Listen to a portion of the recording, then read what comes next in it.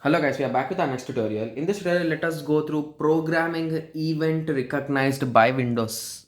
So basically, this is a basic topic, guys, which we should know before learning this computer graphics, before introduction of the computer graphics. So what are the different functions which we will be using for changing the outputs, guys? Like we'll be using different pointing devices, like a Windows event, like reshape the objects and everything, right?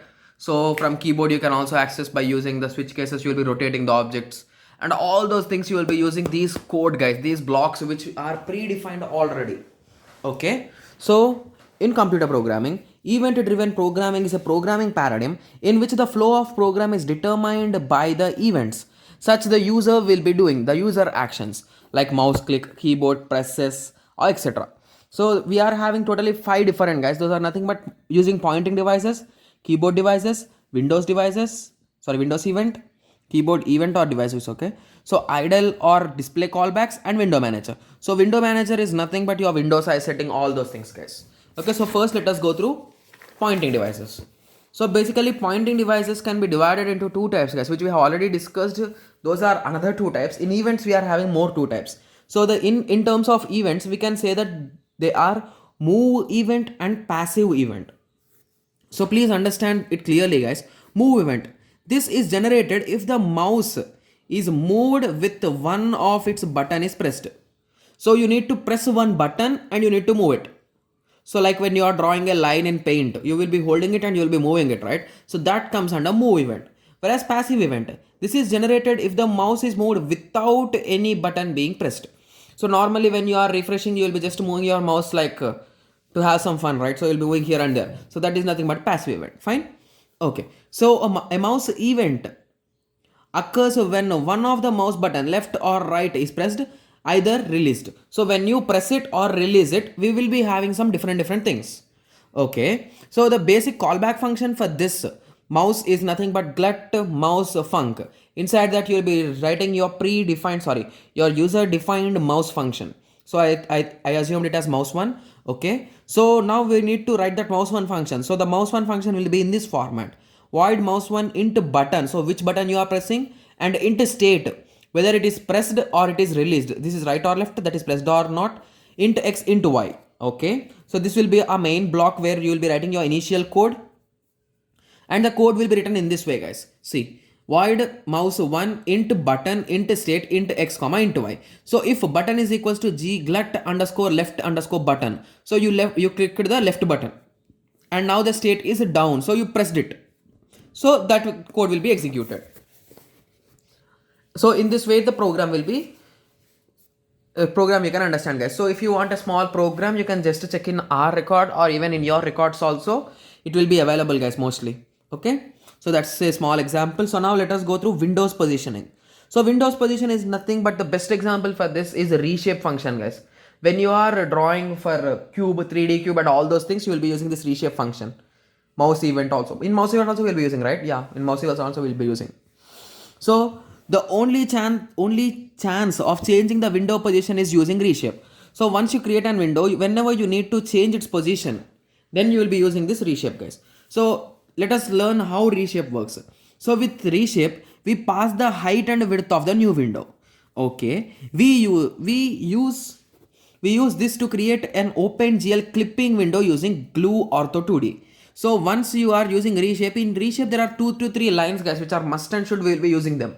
So one of them is glut ortho 2D, and we then clear the window to be blank, and then we draw our required object.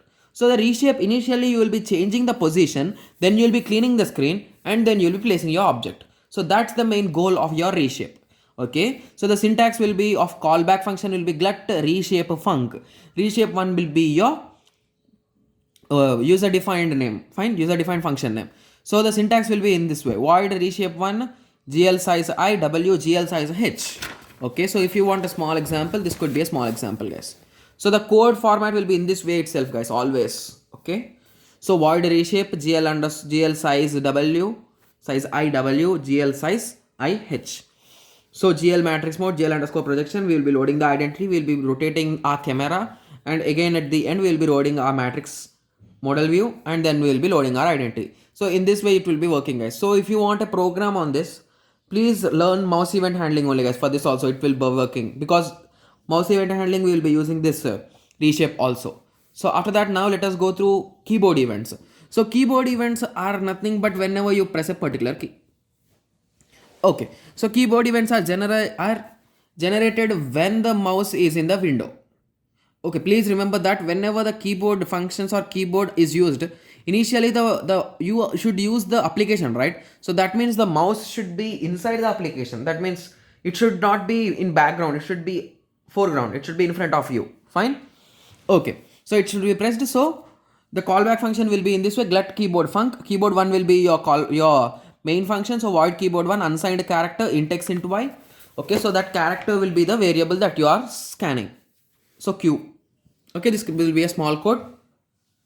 So if you want a small example for this, please learn rotation translation, guys, because for a single program you can write two answers. In this you can write, and even if the question is asked for transformations in third unit, you can write for that also. Please learn that program. Okay, so now let us go through display and idle callbacks. So display is nothing but we know, right? So for every program in OpenGL, we should use display, guys. Display is the must and should thing. Even you don't want to display anything, you should use it. Only then the program will be executed. Fine. So display function is a compulsory function to be there in each program. So the callback will be in this way: glutted display func. Dis is our name, is our function name. So we should define it. So void display, you can write any kind of code like clearing, displaying an object with its vertices, and we will be ending it. So in that way we will be doing it. Fine.